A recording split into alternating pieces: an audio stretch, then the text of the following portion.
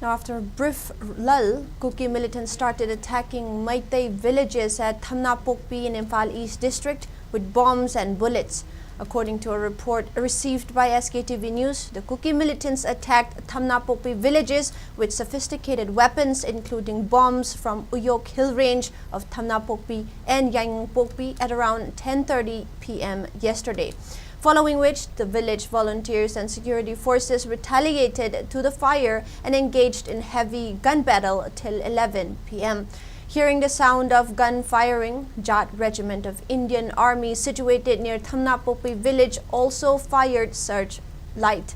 However, no reports of casualties have been reported in the incident. Notably, Kuki militants have been targeting Thamnapokpi, Sanasabi and Yangpokpi frequently.